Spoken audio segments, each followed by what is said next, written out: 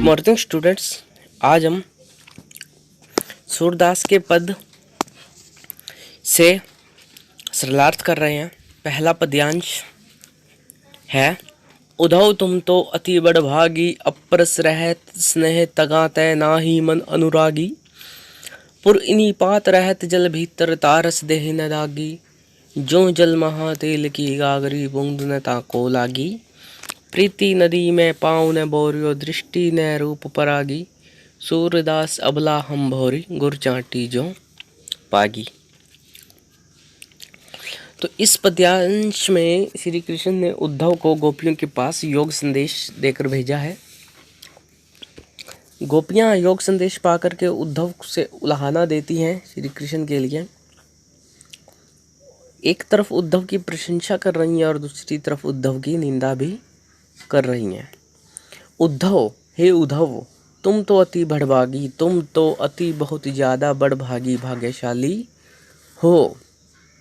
हे उद्धव, तुम तो बहुत ज़्यादा भाग्यशाली हो। अपरस रहत स्नेह तगाते नाही मन अनुरागी। अपरस नीरस रहत रहते हो, स्नेह तगाते हैं और स्नेह तगाते हैं, बंधन भी नहीं है तुम्हारे में। तगा का अर्थ होता है धागा, लेकिन यहाँ पर धागा अर्थ न होकर के होगा बंधन। ना ही मन अनुरागी, और ना ही तुम्हारे मन में अनुराग है। अर्थात गोपियाँ उद्धव पर व्यंग्य करते हुए कह रही हैं कि तुम तो बड़े भाग्यवान हो, जो तुम अभी तक श्री कृष्ण के प्रेम के चक्कर में नहीं पड़े। अर्थात तुम पर श्री कृष्ण के पास रहते हुए भी स्नेह का बंधन नहीं बंधा है, और तुम्हारे मन में श्री कृष्ण के लिए ना ही कोई अनुराग पैदा हुआ है, कोई लगाव पैदा हुआ है। नेक्स्ट तीसरी लाइन है, पुर इन्हीं पात रहत जल भीतर। पुर इन्हीं पात, कमल का पत्ता, रहत जल भीतर, जल के अंदर रहता है। तारस देह न दागी, फिर भी उसके देह पर दाग नहीं लगता है रस का। रस कौन सा है इसमें? जल का। अब श्री कृष्ण के अनुसार, काव्य के अनुसार क्या है कि गोपियों के अनुसार उद्धव उस कमल के पत्ते के समान है, जो हमेशा जल में रहकर भी उसमें डूबता नहीं है और न ही उसके दाग धब्बों को खुद पर आने देता है। अर्थात श्री कृष्ण के पास रहकर भी उनका प्रेम अपने ऊपर नहीं लगने देता। जो जल महा तेल की गागरी, बूंदो तो न ताको न लागे। यहाँ पर उत्प्रेक्षा अलंकार का प्रयोग किया गया है कि जो जल महा तेल की गागरी, कि जैसे तेल की मटकी जल के अंदर होती है, वैसे ही उद्धव है। उद्धव पर जो शब्द के द्वारा उत्प्रेक्षा अलंकार का प्रयोग करते हुए तेल की मटकी का भाव प्रकट किया है, यह संभावना प्रकट की है। बूंद न ताको लागी, उस पर जरा सी भी बूंद पानी की नहीं लगती, ऐसे ही उद्धव है। प्रीति नदी में पाँव न बोरियो, दृष्टि न रूप परागी। कि हे उद्धव, तुमने अभी तक श्री कृष्ण की प्रीति नदी, प्रेम रूपी नदी में पाँव भी नहीं डुबाए हैं। बूंद दृष्टि न रूप परागी, और न ही तुम्हारी दृष्टि नजरों ने रूप परागी, श्री कृष्ण के रूप का या सौंदर्य का दर्शन भी नहीं किया है। अर्थात तुम्हारी दृष्टि श्री कृष्ण के रूप सौंदर्य पर नहीं गई है। लास्ट लाइन में गोपियां कह रहे हैं कि सूरदास अबला हम भोरी, गुर चाटी जो पागी। कि हे सूरदास, कि गोपियां तो ऐसे हैं अबला, निर्बल, भोरी, भोली। गोपियां स्वयं को संबोधित कर रही हैं कि हम तो निर्बल हैं, भोली हैं, गुड़ चाटी जो पागी। कि जैसे गुड़ चींटियों में लिपटी रहती हैं, ऐसे ही श्री कृष्ण के प्रेम के बंधन में लिपटी हुई हैं।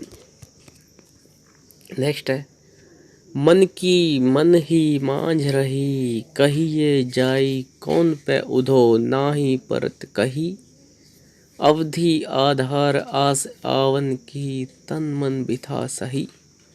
अब इन जोग संदेशनी सुनी सुनी, बिरहिनी बिरह दही। चाहती होती गुहारी, जितते उतते धार बही। सूरदास अब धीर धरे ही, क्यों मर जादा न लही। अब इसमें गोपियाँ फिर उद्धव को संबोधित करते हुए कहती हैं, अपनी पीड़ा बता रही कि मन की मन ही मांझ रही। कि गोपियों ने सोचा था कि जो बातें श्री कृष्ण से बताएंगे जब वो लौट के आएंगी, लेकिन अब श्री कृष्ण के न आने पर उनकी मन की बातें मन में ही चल रही है, मन में ही विचलित हो रही है। कहिए जाई कौन पे उद्धव, कहे जाए उद्धव आप ही कहो किस से कहें हम। कि जो बातें उनके मन में हैं श्री कृष्ण से कही जा सकती हैं, ना ही परत कहीं, ना ही किसी परत पराये को किसी दूसरे को कही जा सकती हैं।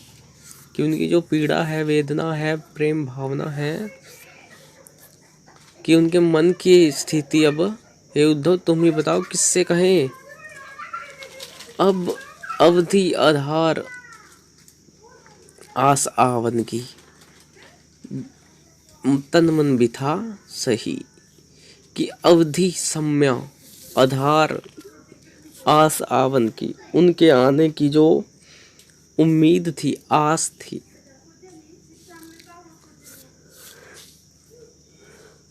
तन मन बिथा सही। कि उनको श्री कृष्ण के आने की एक आस थी। इसी आस में वो तन और मन पर बिथा दुख कष्ट पीड़ा को सह रही थी कि श्री कृष्ण आकर सही कर देंगे। इस इंतजार में वे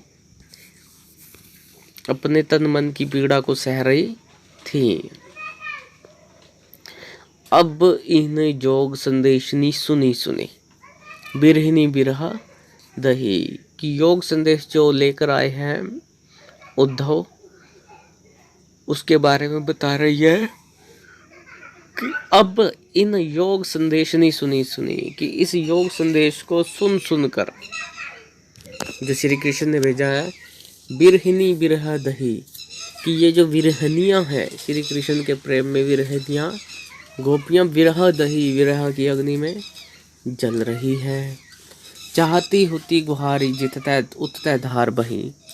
चाहती होती, चाहती थी, जितता ही गुहारी, जहाँ पुकार लगाना, अर्थात श्री कृष्ण को बुलाना। उतते धार भई, और वहीं से योग संदेश की धार बह निकली है। मतलब कि उनको अब ऐसा लगता है कि श्री कृष्ण नहीं लौटेंगे।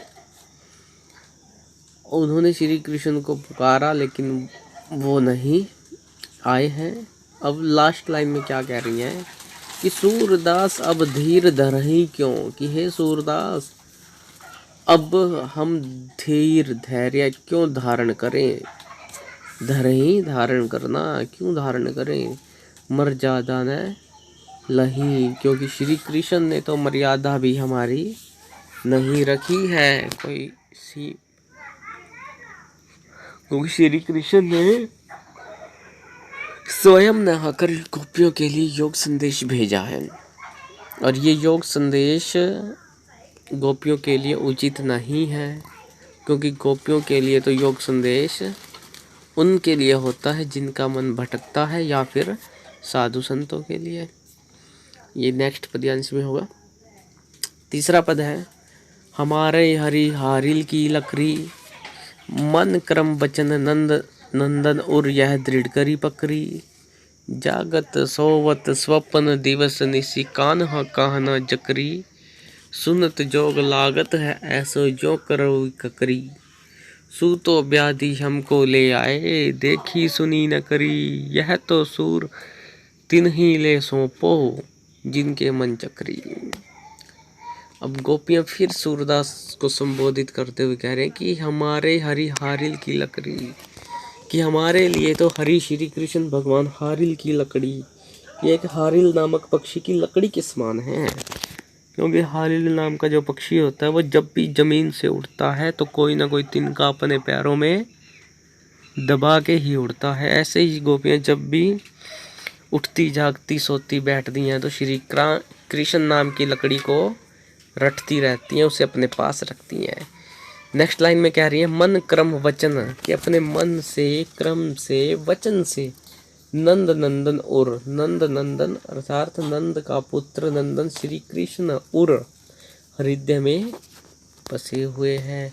यह दृढ़ करी पकड़ी, और उस लकड़ी को अपने हृदय में दृढ़ता से पकड़ा हुआ है। जागत सोवत स्वप्न दिवस नहीं सी, जागते हुए सोवत सोते हुए स्वप्न दिवस सपने और दिन में निसी रात में कान्हा कान्हा चक्री, कन्हैया कन्हैया या श्री कृष्ण को ही जाप करती रहती हैं। सुनत जोग लागत है ऐसो जो करवी ककरी, सुनत सुनकर जोग योग संदेश को सुनकर लागत है सो ऐसा लगता है गोपियों को जो करवी ककड़ी, ककड़ी जैसे कोई कड़वी ककड़ी हो। योग संदेश को कड़वी ककड़ी कहा है इन्होंने। सू तो व्याधि हमको ले आए देखी सुनी न करी, कि तुम तो व्याधि बीमारी हमको ले आए, हमारे लिए ले आए हो, कि संदेश रूपी जो व्याधि बीमारी हमारे लिए कर आए हो। देखी सुनी न करी, कि ऐसी बीमारी को न आज तक हमने कभी देखा है, न सुना है, न करी, न भोगा है। यह तो सूर तिन ही ले सौंपो जिनके मन चक्री, कि हे सूरदास तुम यह जो बीमारी लेकर आए हो योग संदेश की, तिन ही ले सौंपो, उन्हीं को ही सौंप दो जिनके मन चक्री, जिनका मन चक्री में है अर्थात भटका हुआ है, भ्रमा हुआ है। नेक्स्ट है हरी है राजनीति पढ़ी आए, समुझी बात कहत मधुकर के समाचार सब पाए। एक अति चतुर होते पहले अब गुरु ग्रंथ पढ़ाए, बढ़ी बुद्धि जानी जो उनकी योग संदेश पठाए। उधो भले के लोग आगे के पर हित डोलत धाए, अब अपने मन फेर पाई हैं चलत जो होते चुराए। ते क्यों अनीति करें आपुन जे और अनीति छुड़ाए, राज धर्म तो यही सूर है जो प्रजा ने जाही सताए। तो अब श्री कृष्ण के बारे में गोपियां और कह रही हैं कि हरि है राजनीति पढ़ियाए, कि श्री कृष्ण भगवान अब राजनीति पढ़ चुके हैं, कि वहां जाकर के मथुरा में श्री कृष्ण ने राजनीति पढ़ ली है। और नेक्स्ट कह रही है समुझी बात कहत मधुकर के, मधुकर का मतलब है यहाँ पे उद्धव, भंवरा होता है वैसे मधुकर, वह यहाँ पर उद्धव के लिए प्रयोग किया गया है कि और यह बात समझते हुए समझाकर कहते हुए उद्धव से समाचार सब पाए, समाचार खबर सब समाचार उद्धव से हमने प्राप्त कर लिया है। एक अति चतुर पहले होते ही, कि श्री कृष्ण एक तो चतुर होशियार पहले ही थे।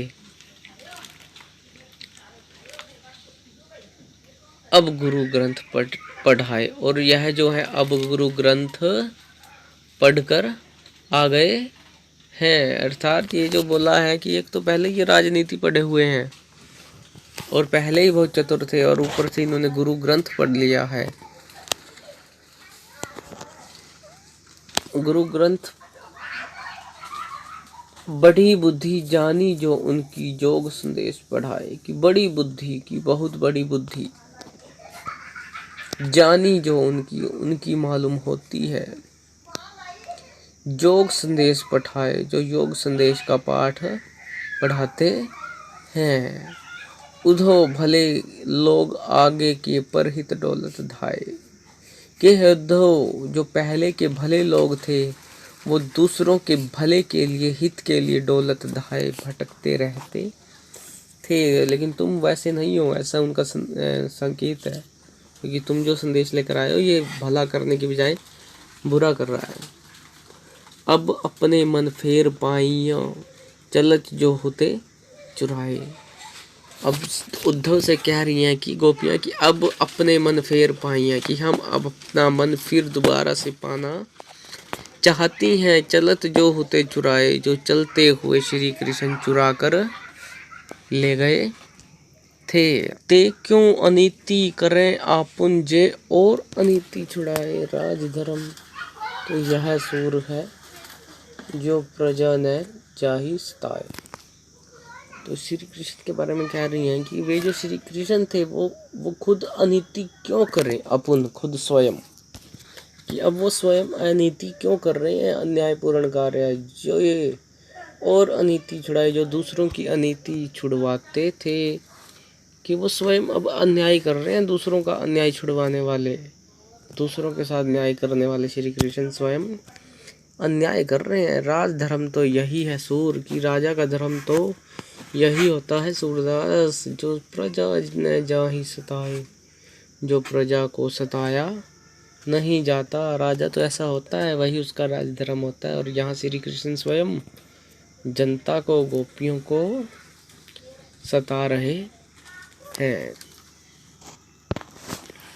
तो इस तरह से इस सूरदास के पद काव्य के 4 पद्यांश हैं। ये इसका सरलार्थ आपने नोट करना है। Powered by PK Star 007. Powered by PK Star 007.